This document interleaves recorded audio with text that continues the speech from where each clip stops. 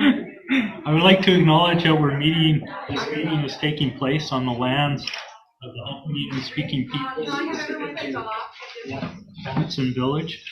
The Board of Education is honored to be able to collaboratively walk beside the Watson, Malahat, Sabasset, Hual, Penelakut, Manus, and Layaxan peoples who have cared for this land for thousands of years. May we walk gently on the seated and unseated territories of their land as we work together to lift up all of our Hapas. Adoption of the agenda, please. Trustee Schmidt, Trustee Thorn, all in favor. Adoption of minutes of February 27th, 2024 Board of Education Business Committee meeting. Board of Education Business Committee adopt the minutes for February 27th. Trustee Giese, Trustee Souza, all in favor. Pass. Action list none. Petitions and delegations. We have the International Student Program. Welcome, Allison Keppel. Hi everybody, hi again. Thank you, trustees. I am here. You have a briefing note, I believe, in front of you. It is time to set our fees for the 2025-26 and 26-27 school years. We are actually starting to recruit now for September 2025.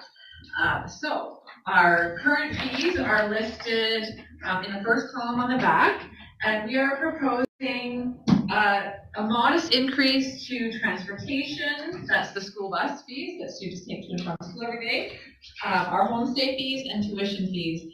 And these increases really just reflect increased fuel costs that we see with transportation, increased food and other things that our homestays are experiencing, and labor costs going forward.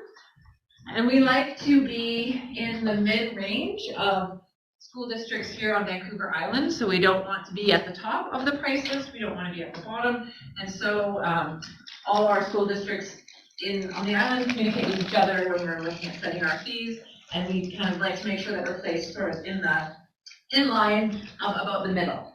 We also have a new fee that we're proposing. Currently we charge $150 a month for vegetarian and vegan diets. The feedback we're getting from many of our host families is that the vegan diet in particular is quite expensive because students are asking for not just more vegetables and vegetarian things, but those meat replacement products that are more expensive. So we're suggesting $200 a month for vegan diets, a little bit different than the regular vegetarian at $150. And then some other fees are staying the same. Our report card validation fees, which is a legalization process that the report cards go through before they get sent out of country, early or late arrival fees, and then what else is staying the same? Our celiac fee is an additional $200 a month, and that's staying the same, and that's again because some of those food replacement products are more expensive. So we have our proposed 2025-26 and 26-27 fees listed on here. We also have a medical insurance fee of $110 a month. We are not making any change to that fee, but we always have a caveat saying that if BC MSP raises their rates, then we have to raise ours in accordance with them because they set the rates for our long-term students, not us. So I'm just asking for your consideration in setting our fees for the next 2 years upcoming. Trustee Schmidt and Trustee Thorn, Trustee Quelt. I'll wait because I was going to move the recommendation. Okay, Trustee Thorn. I have no problem with this, but I am bothered because of inflation, because of the enrollment rates falling, that we're putting a big strain on our international students. And it's not just here, it's like everywhere. And I think a lot of boards have to really look at this for the sake of continuing foreign exchange students. It's just a concern, but I'm not arguing with it. I think you're absolutely right, Trustee Thorn. I think, the last couple of years with increased inflation and some of the other pressures that, wars and other things around the world that maybe don't affect us here on the ground as much as other countries, we're seeing maybe fewer students or students coming for a shorter time. We do have a lot of students coming for 3 or 4 months when we maybe in the past would have 5 months or a year. Many of those students do end up extending. They originally apply for 3 months and then they realize they want to stay, and so they extend. But hopefully we're getting through that. In some of my recruiting travels, countries are showing that inflation is decreasing, maybe not quite to the same extent as here. We're seeing, our inflation is slowing down quite a bit compared to other places around the world, but we're seeing that many of our agents are optimistic that, that will be reflected in student numbers going forward. But I absolutely agree with what you're saying. It's been an interesting time for international programs.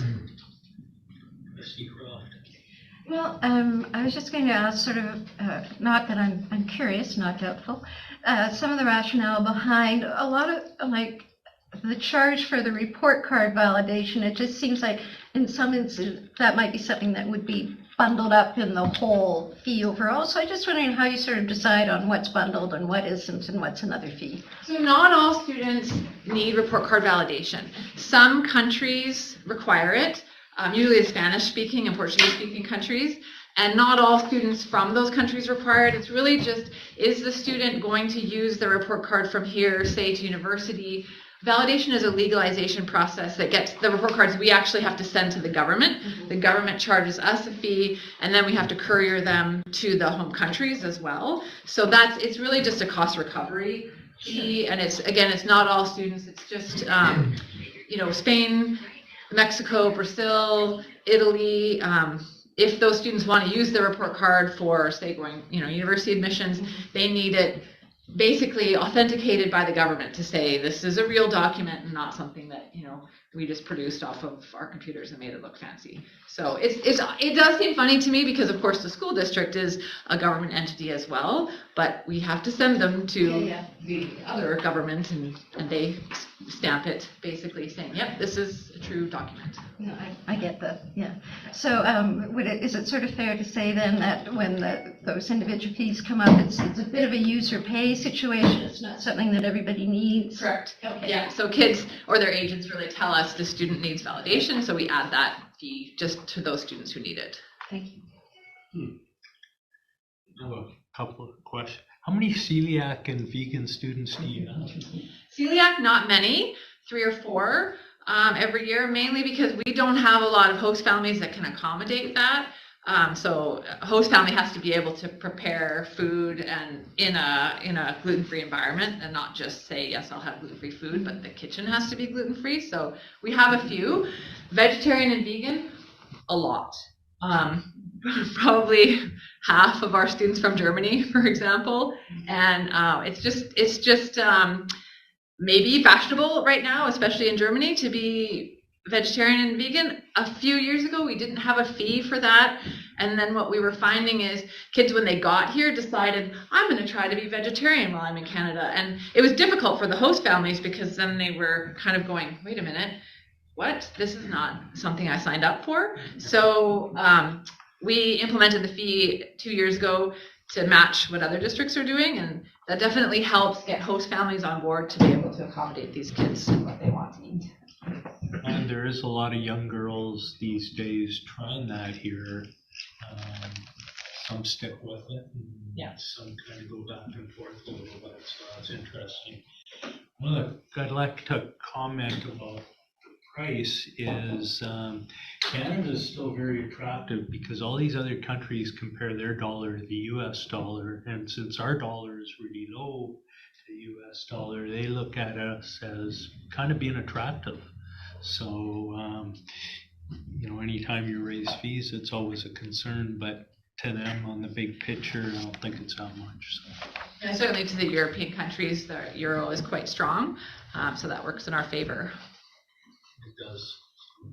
Trustee Schmidt, would like to move to it? Absolutely, so moved.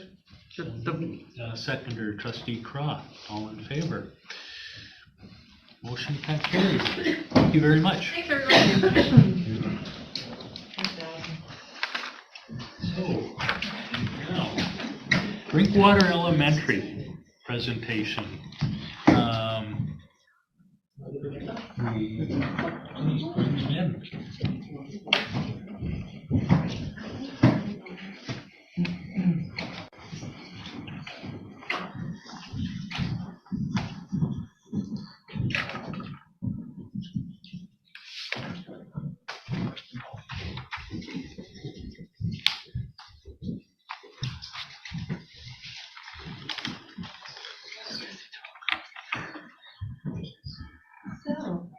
Thank you for having us. At Drinkwater Elementary, we run a challenge-based program, which means kids get to tackle real-world problems. At our school, we've been having a little bit of difficulties with cell phone use at home, kind of cool. And that was one of the problems that we brought forward to our kids of what should we do about it. They decided that we needed to create a code of conduct. That instituted us to ask questions, and they told us what they needed to learn about. And we've had the White Hatter, we've had lessons through different classroom teachers going around. We've had some nursing people come. And through all of that, the classes were able to then determine what they want to do with their next step. Every child here had to write an essay saying why they were supposed to be chosen to come and why this was important to them. Every child here had to say, I want to speak for my class, and get their class's opinions before they came to the group. And this group has worked really, really well together. And I'm now going to stop and let them talk. Thank you for letting me come back to share with you a challenge that our classes have just undertaken. We were challenged to create a digital code of conduct to share with our school and others. We want to help with the issues around digital citizenship and safety. With me today, I have brought representatives from the other intermediate classrooms. I will let them introduce themselves. My name is Callie Bush, and I'm in grade 7. My name is Cedra Shikadur, and I'm in grade 7. My name is Hadley Leibniz, and I'm in grade 6. My name is Maria Wood, and I am in grade 6. My name is Eloise Dubé, and I am in grade 6. My name is Besna Tamer, and I'm in grade 5. My name is Jana Tamer, and I'm in grade 7. My name is Caitlin Noyes, and I'm in grade 6. My name is Evelyn Campbell, and I'm in grade 5. My name is Akalia Kulis, and I'm in grade 6. My name is Sophie Carr, and I'm in grade 7. For the last 3 months, we've been learning about digital safety and how to be a good digital citizen. Through this learning, we have determined what we feel everyone needs to know. We want you to remember to 1, 2, 3. Be smarter. B. Based on school rules, use your phone only at appropriate times. Some schools don't have these rules yet, and students can use their phones whenever they want. This is a problem. Phones at schools can cause bigger issues, such as photos being taken when they shouldn't be, bullying others through social media, and distracting others and yourself. At our school, we are not allowed phones on school grounds, and our teachers collect them at the beginning of the day and returns them before they leave. But we still do not use them until we leave school grounds. E. Educate yourself on fake images, fake news, scams, trolls, and bots. Fake images can be upsetting or disturbing to people. They can cause destruction and confusion. You should educate yourself because there could be news on new threats that could affect you. Scams can be blackmailing or catfishing, which can affect your personal health. Trolls can be funny for jokes or can target others to hurt them. X. Strong private passwords are essential. Strong passwords are essential because if you have weak passwords, your accounts could get hacked, and this can result in you losing money or personal information. A good reminder is that you should not have the same password for everything. This could allow even more of your accounts to be hacked. Also, do not share your passwords with anyone ever. You need to protect yourself. Mind the consequences of what you say, do, and post. You must not share private information, photos, videos, and hurtful judgments of others that can hurt you or them. You should never post other people's information. Safety becomes more important to teach us, the kids, as we get more access to technology. Kids have access based on age, although some of us do not follow the age requirements to a variety of platforms. Using these platforms can be negative or positive, and the kids need to learn how to think before they post, read, or explore. You should always think, will this affect someone negatively? Will this hurt me? Would I say this in front of my mom, my grandma? Lots of people will say things online that they wouldn't say in person. They don't see the reaction of how their words affect people. They're in fact hiding behind their keyboard and screen so they don't have to face the consequences of what they create. Kids need to know there are consequences whether they can see them or not. I have a younger sister and she is already growing up with more access to technology than I had. I feel that Be Smarter will help the younger generations. A. Always be as kind and positive as you can. If you are mean and disrespectful towards others, you can cause big problems that may end up involving adults, teachers, or police. You must be careful because a friend may not always be your friend, and an enemy may not always be your enemy. R. Respect the privacy of others. Don't share yours or others' passwords, addresses, numbers, emails, or personal information, because this can lead to serious problems that can involve adults, teachers, or police. You don't need other people's information or personal business. You just need to know your own. Instead of enjoying your time, you've just gotten yourself into something you might not even want to be part of. You need to be careful and keep yourself safe. Respect others and respect yourself. My younger sister will be starting school this year, and I think it's really important that she learns about privacy and how to be safe and respectful online. T. Take control and block or report inappropriate behaviors. Once my friend was on an online gaming app called Roblox. Another friend came up to her and said some pretty nasty things, and it kept happening offline as well. I think she should have told her parents as well as blocked her online. It is important to block or report rude and inappropriate behaviors to make sure it doesn't happen again. E. Everyone should keep their private information and photos to themselves. For example, most of my friends have their first name for your username. I think this is a bad idea. When you do this, you are sharing a bit of your personal information with others. R. Remember to prioritize your time wisely. If you don't prioritize your time wisely, you might miss out on fun experiences in the real world. Not that digital, online can take over your life if you let it. Many people don't realize their actions and words can affect other people. But when you use the Be Smarter code, people can be safe online and educate themselves on proper online manners. I found this code hasn't just helped me, but a lot of my friends as well. Because the online world has become more unsafe, I'm scared it will affect my little sister. I don't want her to have to be scared of the online world. This is my video about safety online.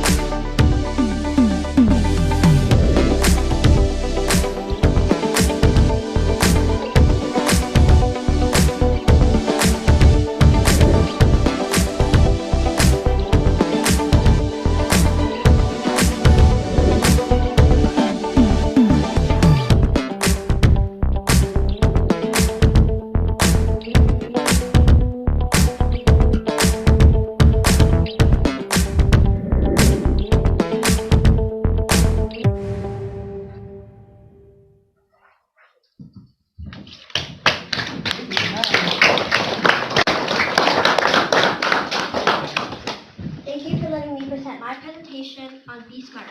3, 2. Be Smarter. Be Smarter is something we think everyone in our district should be doing, and we have some ideas about that. First, we believe you should adopt or incorporate our code of conduct into your policies. We feel this code we have co-constructed is essential for the safety and well-being of students all over the district. This code is important because it helps students understand how to be safe online, how to avoid scams, and how to protect themselves. All students should be protected, and this code of conduct sets those guidelines. Second, we ask that you share this or let us share it with the Ministry of Education, other superintendents, or school boards. We believe our province needs a clear code that we can all follow.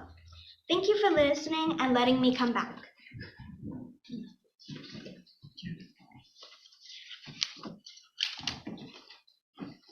We have some samples of our work to show you.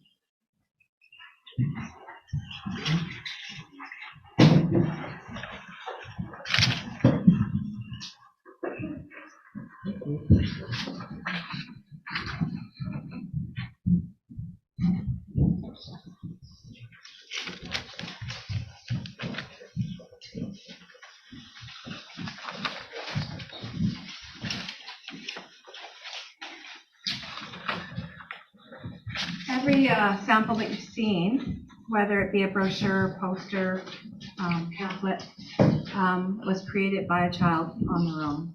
And these are the ones that we thought we'd bring together to you. We have to say we are really proud of them. We think they did a wonderful job, and I thank you for letting us share it. So I didn't introduce Mr. Horstman. He's one of our classroom teachers. He actually helps head up the challenge-based program at our school. And these are our wonderful leaders. Did you have something else to say, Kelly? Do you have any questions for us? Well, when we ask students to come back and tell us what you figured out, this is the best presentation ever. Not only do I think that it would be fabulous if the Minister of Education saw this presentation, but heard your voices, I think that would be brilliant. You all did wonderfully today. You represented your fellow peers and students and all ages beautifully. And I can't say, I can't even find the words to tell you what I'm feeling right now, knowing that you guys are our future, and it looks so bright. It looks so bright and positive. All your messages were so true that us adults need to remember at times, because we don't exactly do that. And what you guys have just said as far as our policies and codes of conduct and the ministries, your words have been heard here today. So thank you so much for your thoughtfulness, but thank you for your frankness. You are all very much appreciated. I want to thank you children for what you did. You know, I couldn't help but look at you children 10 years down the road, and one of you maybe sitting in the seat I have now. So it tells me that we've got hope and a good future as long as people like you take to heart and think of others as well as yourselves. This is awesome stuff. Thank you.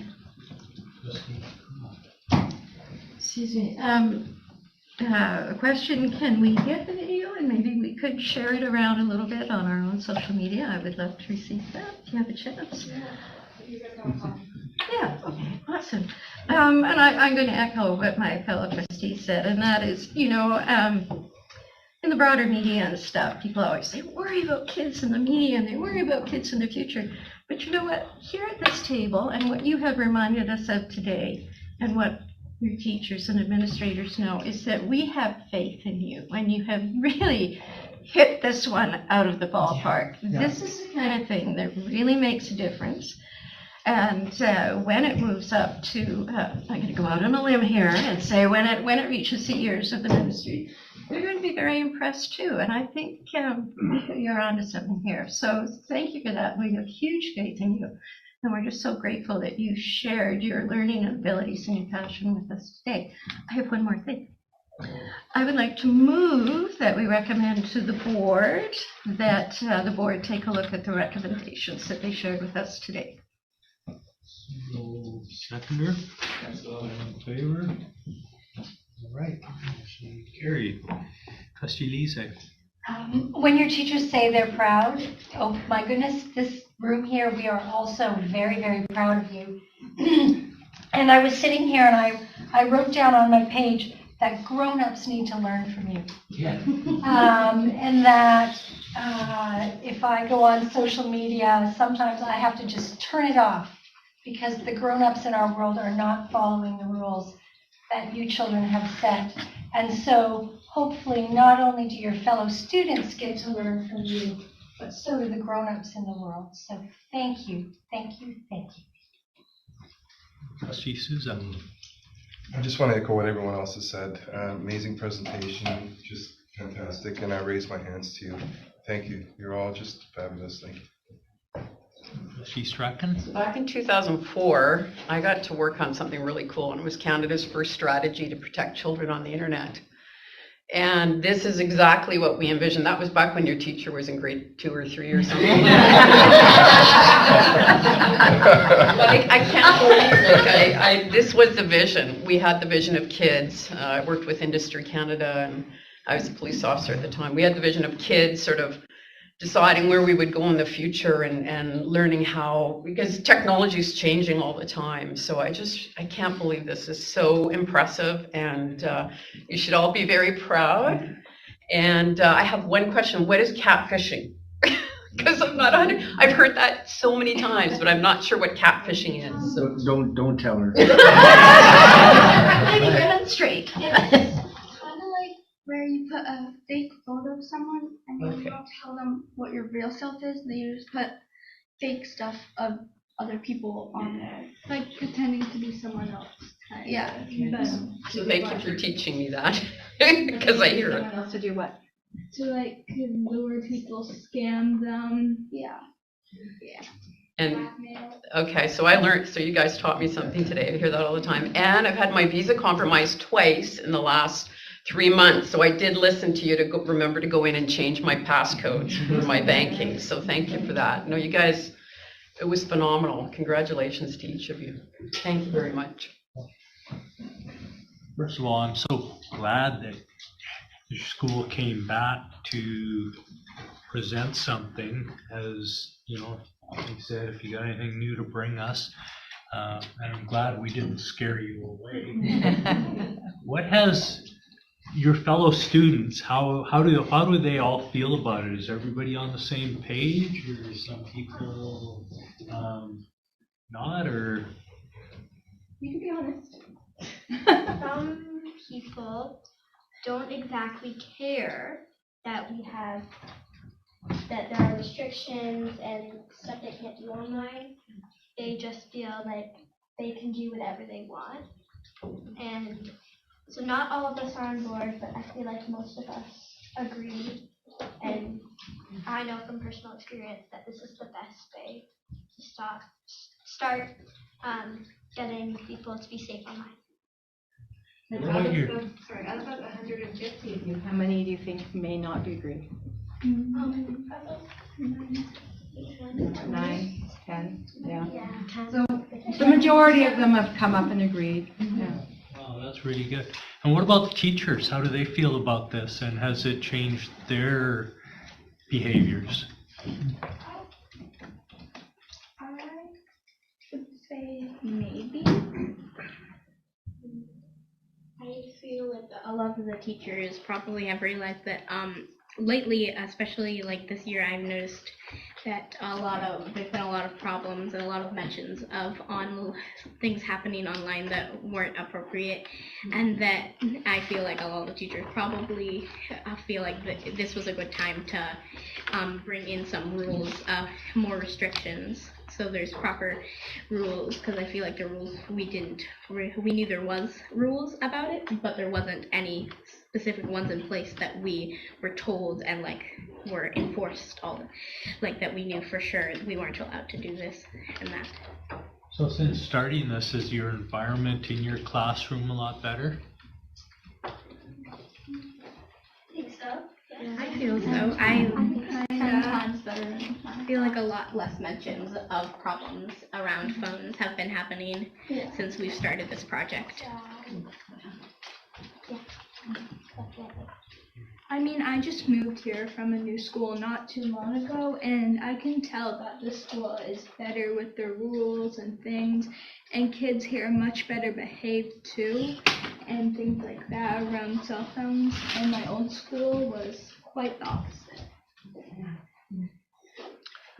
Well, that is really good, and that's also a tribute to your teachers and your principals too. So to them, thank you. Any other questions? Well, thank you for coming back.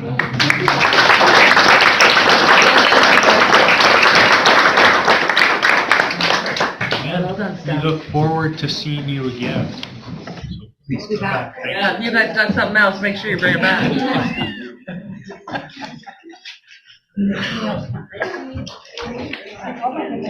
Love these kids. Love these two. Love these kids. I'm good proud of them. We have work to do.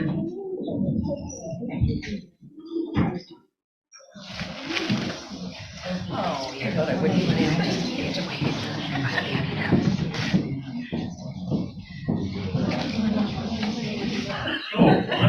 On to our second most exciting thing we do here. That's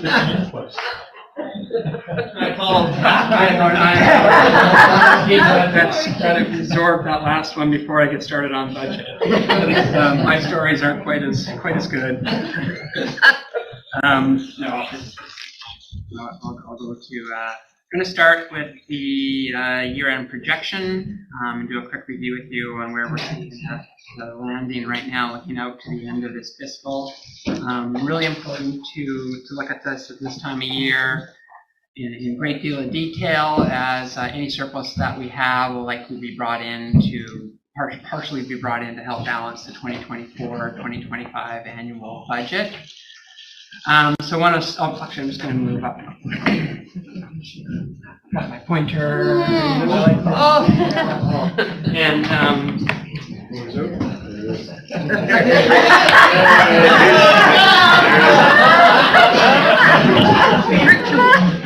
our revenues really haven't moved much since I showed you this last month. I think our interest revenues are remaining really quite very, very strong. We're still not seeing any real movement this year on the Bank of Canada lending rate. But as we move into next year's budget, I'll show you what we're thinking around those interest rates, because we're actually being somewhat conservative in the 24-25, anticipating that those rates will start to come down and start to have an impact. I mentioned that every 0.25% interest rate is $50,000 in the bank for the board. That's significant. So that's relatively landing roughly where we thought it was going to land. Principals, vice principals really hasn't moved since I last showed you, but what has is we had a slight deficit being projected within the teacher salaries, and now a surplus of closer to 140,000. So what happens is it's quite common for a secondary school to perhaps use, say they had 50 FTE, to use 51 of those in the first half of the year and 49 in the second. So as I'm extrapolating forward, earlier on in the year, I'm taking those higher FTEs forward. And I think what we likely are seeing is that as students often graduate at the midpoint, there aren't quite as many teachers in the second part of the year. They've used it in the first part of the year. Hence, we have the ability to see some of those expenses dwindle down a little bit. So that's an improvement. Education assistants still roughly the same, clerical still roughly the same, USW. Now, casual replacement illnesses is actually a bit of an improvement over the last time.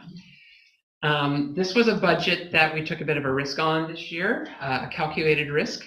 Salaries went up by 6.75% this year that we're in, 23-24. We didn't adjust the budget from last year. So we were thinking that we had this really big post-COVID boom of utilization of absenteeism. It seems to have stabilized somewhat, and so that's always an unpredictable. But sun's coming out, it's warm, spring breaks just happened. Let's just hope that the trend continues on into the end of June. So those factors take us from roughly where we had around $100,000-ish total. We were so close on our salaries to now looking at about 537. And then moving into benefits, this figure here was probably closer to 100-ish thousand the last time we looked at it. Now it's up to about 247.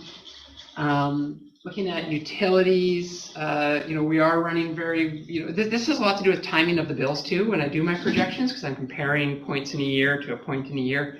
But it was the warmest winter, they're saying the warmest winter in 77 years, and that has had an impact on our utility usage. So we see that one coming in a bit under budget. So overall, we're about $400,000 better off than where I thought we were a month ago, and that's important. I don't believe that figure there on interest revenue is probably where we'll land. I think as we start to look, once we get past another month or so, we're likely going to be able to have more interest revenue in our projection. I think we're going to do better than that at the end of the year. I'm being somewhat conservative on that number right now, but we'll look at that. Another area, if we have to, as we look forward into the budget, is in this number here, this $432,000. The board had made a $250,000 capital transfer to do a renovation in the back room. That renovation hasn't happened. That money can still be transferred to capital, but the board will have the ability to say, well, maybe we don't need to do that. We have enough money in local capital. That would add $250,000 back into this surplus projection. So we'll be looking at that as we move into the budget preparations for next year as a way to generate more surplus without really any impact as a project that hasn't happened. So that is good news. Roughly about 1.1 million projected at the end of the year right now. Okay. Are there any questions on the projection before I move forward? This all ties together. It's purposely in a particular order. This is what we think, based on the 23-24 amended annual operating budget, when I add in that surplus, what might we have at the end of the year? So we finished the year end on June 30th with $6.772 million, where portions of that were restricted because we'd already used 2.3 of it to balance this year, and we had a number of rollover items that were included in that. But after all of that, after we used all the surplus, we were basically, when we did the amended budget, had $3.1 million left. So that's a number you've seen before when we brought you the amended budget in February. If we add in that surplus projection, that would say that what we would have available at June 30th would be $4.2 million. That makes sense? So if we add in what we think we're going to have this year, of course we don't have it yet, but what we think we're going to have this year to what we already have, we might have potentially $4.2 million. That's a really important number as I get into the budget position. So actually early. This is what the grant looks like.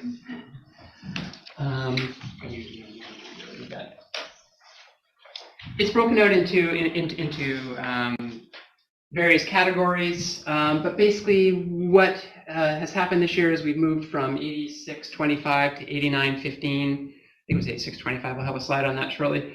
Per pupil. Now this is up about 70 students, so we're seeing some revenue increases there.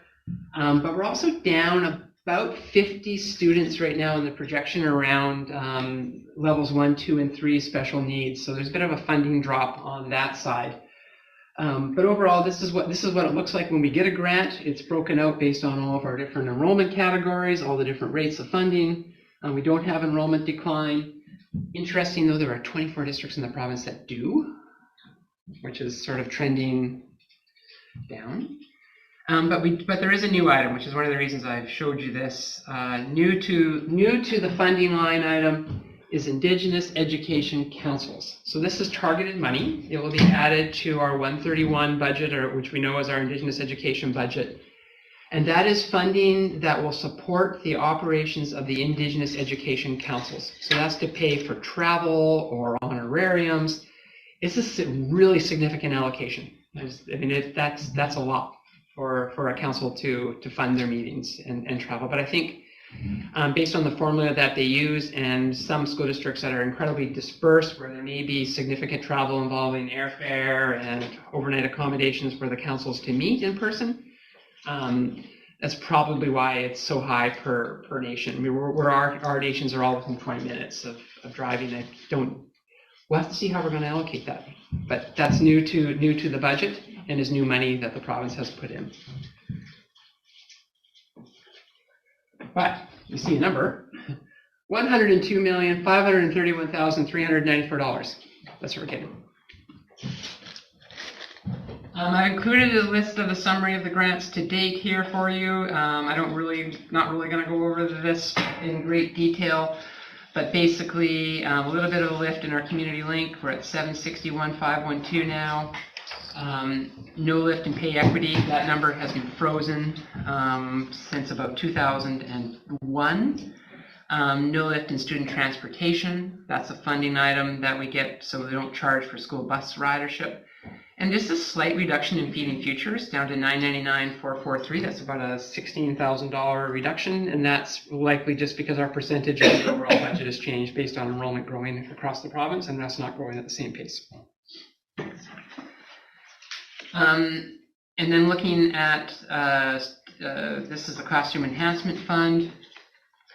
They're projecting that we'll have about $9.4 million in teacher costs related to class size and composition. And then that number gets adjusted to whatever it actually is. So we'll file again at the end of September once we've staffed everybody and we have our costs. But what won't get adjusted is this $979. That's our overhead components. And that's seen a fair bit of pressure over the years. It hasn't really gone up with some of the rates of some of our expenditures. We use it to fund EAs. We use it to fund absenteeism for the teachers. We use it to fund Pro-D. And we may need to look at that with a little more detail in this budget process, how we allocate that. And then the Learning Improvement Fund. This is a fund, Adam, this is for you and I to have a meeting about at some point. $363,000. This goes into education assistance. It's currently used to provide an extra hour or so a week for collaboration time for education assistants in the schools to work with their school teams or work with their principals or work on other projects. And in partnership with CUPE, we have to sign off on how that's going to be spent, but it's roughly the same, Adam. Not much difference there, so I'm sure we'll have a pretty similar plan. And so just kind of comparing the grant here.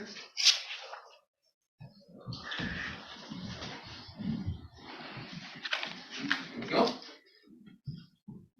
This is where we were this year, the year that we're currently in, and this is what's being projected.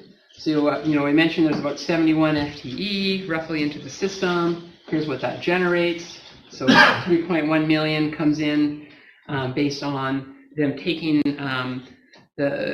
what's included. I guess I have to say what's included in these new numbers is 2% wage increase. And not for everybody, not for principals, and not for senior educator administrators. So they've come up with this split funding formula for how they fund exempt staff. Anybody who's like I'm included in that 2%, but the education team aren't. What's also included in there is last year's funding increase for wage increases is now in the per pupil rate. So when you see the per pupil rate go up and you think, yay, it's all this new money, and most of it's just funding something that was on a line item last year, and I'll explain that a little bit more. So it's not truly 3.1 million more because there's a line item of 1.6 million that funded the wage increases last year that's now rolled up in there. And then you can see the adjustments on level 1, level 2, level 3 special needs, for instance, and then down the grant. But overall, we're looking at just under $3.3 million in grant change last year to this year. Okay.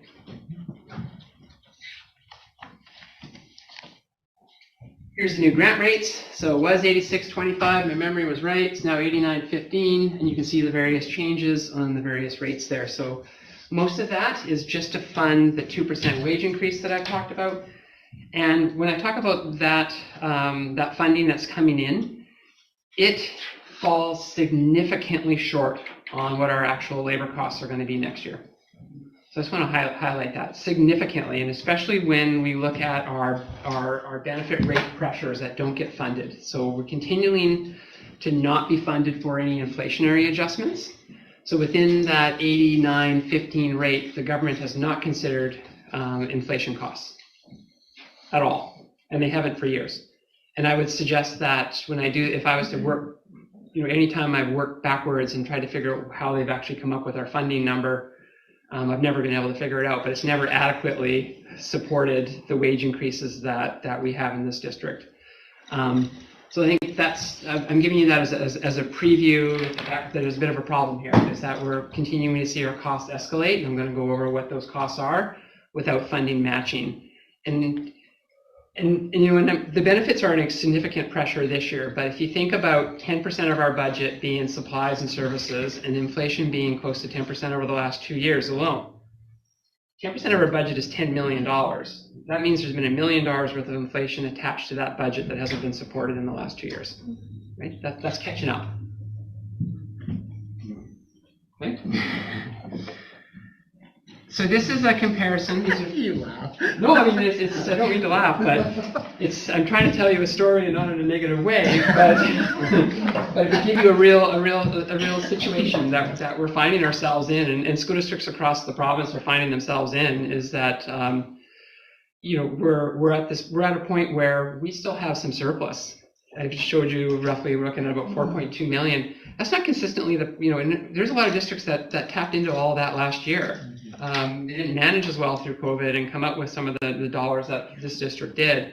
And they're going to be in a fair bit of trouble this year because some of the pressures that we're seeing on our budgets, in our benefit rates and absenteeism rates, and ours are stabilizing, other districts are still climbing. That not being funded is creating some significant provincial, significant pressures. But when we compare, this is how we're seeing the year sort of change this year to next year, where we're going, 24-25 to the 23-24 revenues. There's the grant coming in. But I mentioned that we've got this much funding last year for wages estimates, and it's now up in here. So I've estimated what I think the COLA and the management is going to be. COLA is cost of living allowance.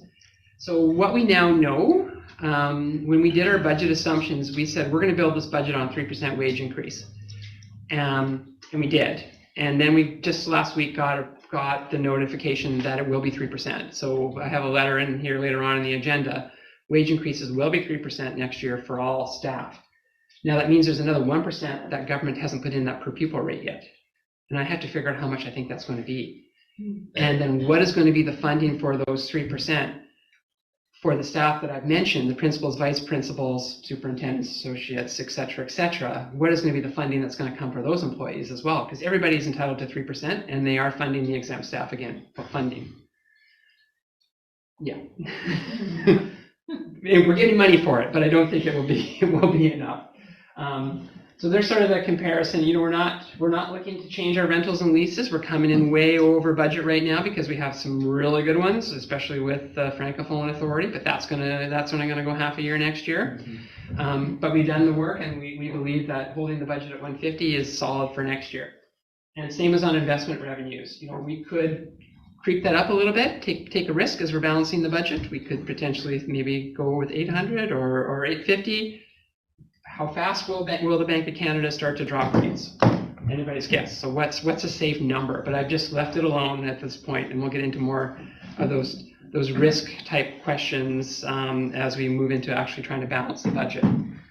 But overall, you know, that means that last year to this year we're up by 2.4 million, and a bulk of that being 71 additional students. So that's not all just wages. When I say we're not fully funded for wages, I'm going to show you why. So here we are. We see these as being our increases in costs to just about $2 million in total as we run 3% through the system. There we go, $2 million in wage costs. But look at the benefit numbers going up. You know, over 1.5% in 1 year. And I'll get into why that is. There's a number of reasons, but that 1.6 million in benefits is way higher. As you know, normally it's a 25% number on the wage number. It's not now, and again, I have to tell you like all the reasons why, but it's really moving fast. So total salaries and benefits 3.623 million. We didn't see 3.6 million in our funding, right? We saw 2.4 million in our funding, and some of that was because we grew. And then looking through the various services and supplies adjustments, we've made some that we think are reasonable and are going to happen. So overall, you know, we've got that $2.4 million figure in operating expenditures that we're going up. Okay, the story continues. So what does this mean? When I bring in the operating expenditures and a little capital transfer, I see that if we don't do anything, we have $111,677,000 worth of expenditures. But we don't have $111,677,000 worth of revenues. We have 108, almost 3.6 million. Don't think that's not the worst story. Like there's good news in this story. That's not what we have to find. Well, we do have to find it, but there's ways to find it that I haven't talked to you a little bit about here yet. So that's before you bring in any surplus, and that's before you make any enrollment-based staffing adjustments, and there are some. You know, if we're dropping 50 designations, there are some adjustments that could potentially be made there. So this is before any sorts of adjustments. This is before we potentially look at additional interest revenue and any of the other expenditure areas where we can go. So this is worst case. We don't do anything. This is where we have, but we have options that we'll get into as we move into the budget process. So here's how it kind of breaks down. If we want to reconcile to how we got to 3.5 million, we are down $1.1 million, almost $1.2 million in revenues overall. The big reason being I had to take surplus out because we haven't put anything in yet to help balance it. So without any surplus, down 1.2 million. On the expenditures, I took out $1.2 million worth of rollover items. Those were basically the budgets that at year end hadn't been expended that were carried over to the next year. So we're not keeping those in the budget. Whatever's left over at the end of this year, we'll do the same thing in our year end process. But here it comes. You know, you get $1.9 million in wage increases. Stat benefits predominantly being driven by the WorkSafe rate. So I mentioned in the budget preview that the WorkSafe rate had really been high and that we've had a year or two in our sample now, because it's a 3-year rolling average, that we're 3 times our normal level. So that takes us to an extreme demerit rate, which takes time to disappear. It takes 3 years before it disappears. So that has been a big driver, as has CPP rates. We're now moving to new caps, and we have all of our teachers who are quite high income earners, and CPP's limits have gone up. There's now 2 tiers. It's not just the first tier to $66,000. Now it's up to a second tier where we're having to pay rates that the board has to pay and match the employer component of. We have a lot of employees in that range of band. And so that's come in there. Pension benefits, that's just 3%. Like that's 3% of wages. And then on health benefits, and Carrie helped me out with this one a lot when we were here over spring break, because we couldn't figure out why it had gone up so much. And what we actually had this year that we're in is a benefit premium holiday that we had to take out because it doesn't exist anymore. So we had a gift of not having to pay premiums for a month or two because the previous year we had been billed more than what we had needed to spend. And that then explained our variance. So, you know, if you take $200,000 that we didn't have as a credit, that's about a $300,000 increase. And what we've done is we budgeted 7.44% for QP. We know that that's what their rates are supposed to be going up by for extended and dental. 13% for USW. We don't know teachers and exempt staff and principals. We use 7.44. We match QP, but we put something in the budget as a starting point because it hasn't been announced yet. So we think that's not likely going to be going less. It's probably pretty close. And then we sort of have our, you can see our leave replacements. That's 3%. If your absenteeism rates, we said they're kind of a stabilized. Well, we have to add the wage increase. If we got the right number of days, we now need to add the wage increase. Student transportation. This is the Cowichan and Tribes contract that's needed to be adjusted. It's fallen short. Utilities have to go up. Diesel fuel down a bit. Gas is a little bit less expensive at the pump, and we have a couple electric buses running, 3 of them when they run. And then capital transfer. This is one of the items that I mentioned this year. We had this $250,000 that we can take out. Well, it can come out next year too. It's in this year's budget. And then some miscellaneous adjustments, and that's how we get to 3.6 million as a starting point. Okay, and then my last item here is basic. Well, actually, there's a couple things. So I'm going to move in. We got more student and family affordability fund. Did you know that? So it's a one-time grant for 2023-2024 this year. It's not next year's money. It's this year's money. And we will be looking at a plan to bring to the board on how that can be expended. It may be a multi-year plan because of how late it's arrived and the fact that we're allowed to carry that over. But this was announced in the budget lockup in February. We didn't know what it would mean for us. This is in addition to Feeding Futures, so it's not to be the food program. So you're not to use this money for the food program. You already have money for that through Feeding Futures. This is for those other services that, school supplies and all those other services that families were able to take advantage of post-COVID when we had the big student and family affordability fund. But our share is $347,000, which I think is pretty good. So we'll come with a plan on that because you can kind of scale us to Kamloops gets 336, and you can see they have a minimum, and then they look at a bunch of other social factors. So I think we're getting a pretty good piece of that. And then my last thing to share is I've already shared, this is the 3-year cost of living allowance. We're in the last year of our collective agreements. They were bargained at 2% with the ability to go to 3% wage increase if the cost of living in British Columbia was more than 3%. It appears it was 3.4%. So it triggered the 1%, and that's why we'll get some additional funding in. And so we were right to project and start building our budget on the full 3%. I think we all were pretty confident that we were going to be over 3% in inflation rates. So that's what I have for you this evening. Hopefully you can follow the story. We have some surplus that we can use. We have some ways to manipulate the surplus. We have some potential staffing levels that can be adjusted based on enrollment declines in particular areas. We have a number of other things that staff will be working on to bring to the board for proposals for how to budget, or sort of how to balance. We'll probably come into the next budget with you just sort of bringing in $2 million of that. That kind of leaves the board right smack in the center of your surplus policy, 1 to 3%. If we keep 2 and bring it in to help balance, that would still leave about 2.2, which is about the 2% range, just as a starting point. So I think we'll do that when we come back with some actual options on how to balance the budget. But the story here is wages are up. We've got funding. We're not sure it's enough, but where we're really taking a hit is on our benefit rates and not getting funding for those in our inflation areas. Questions, Trustee Schmidt? So when we look out at our multi-year budgeting, we used $2.7 million last year to balance this year's budget.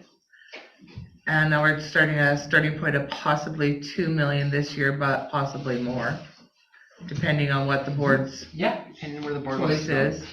So what does that look like off the top of your head? Because I'm sure you actually know the answer to this question.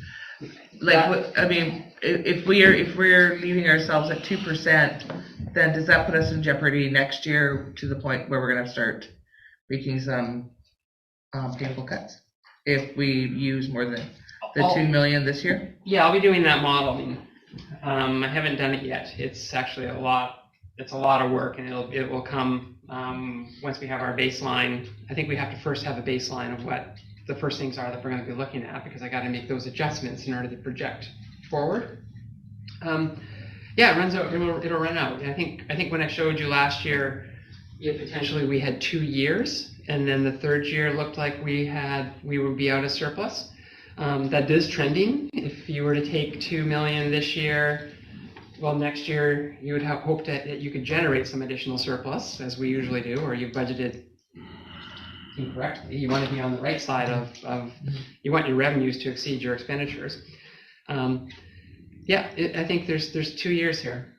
That's what our modeling is showing us. Without at this point, that's assuming but we never know. Government wants us to do multi-year financial planning, but they don't give us multi-year predictable grant announcements. What will it look like next year? It's an election year. Will there be any additional money that comes into the system? Will there not be? Who knows? We don't know. We have to crystal ball these things all the time. And also, one other thing I don't have in here yet that I should also say, I mentioned we can probably drive that up by $250,000 just by not making a capital transfer. We don't have the Feb count in here, and I think the Feb count was really quite strong, the February count. We just haven't received the confirmation from the province on what that funding looks like. I anticipate it will be more than what we had in the budget. So I think that that projection is going to also go in the right direction once we get the February count. And so that could be closer to 4.6 or 4.7, in a month's time when we get some more information. That sort of solidifies that.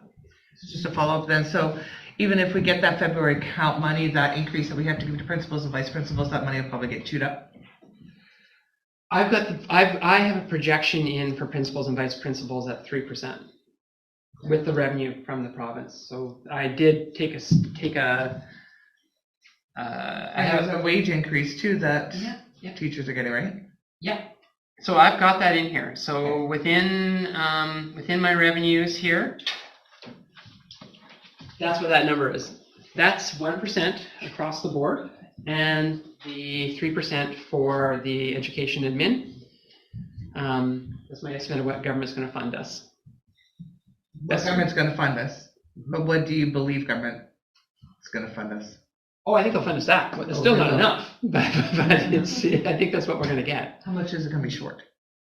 Well, I showed you $1.5 million in benefit rate increases. I think when I talk to my counterparts, I know just the scale.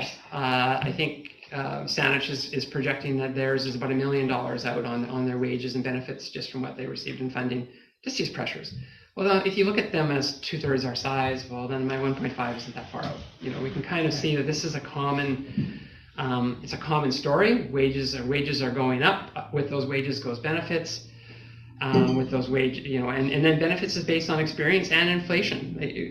It's not necessarily if CUPE's gone up by 7.44%. Well, that was probably the inflation of the benefits that were bought within that program, like medicines and physio services and other types of visits probably went up 7.44%. Hence the echo the next year you pay for what actually went out the door on those payments. That's not necessarily usage, right? These are real inflationary pressures that are catching up to us. Thank you. Any questions? Getting granular for a moment. So we've got the before and after school program, which is still new. Is that for the most part a cost recovery? Yeah, I'm not showing it that way right now, is because I'm at the current collection rate. It is to be. That may be an area where we need to look a little bit with our student and family affordability fund, because there are some families who I think are having some challenges with those payments. And I've been very conservative in my projection around those revenues, just so you're aware. So if those collections improve, we'll see that improve the surplus projection as well. Yeah, it is to be cost recovery, but it's really difficult when your costs are higher than unionized wages. They're higher than non-unionized community wages. Yeah, it's hard to be cost recovery. Okay, thank you. Any other questions? No, seeing none. Thank you very much, Jason. You're welcome. That's good. And since that is all we have on our plate, I do have a comment before we adjourn. In my journey here with School District 79, I've had the honor of having two people who have really fundamentally changed the way I think about things, how I look at issues outside of here, and how I take on things and address things and project things. And another one is leaving. So, Mr. Russell, thank you very much for that. Much appreciated. I need a motion to adjourn, please. Trustee Schmidt, Trustee Souza, in favor? Adjourned. Thank you very much.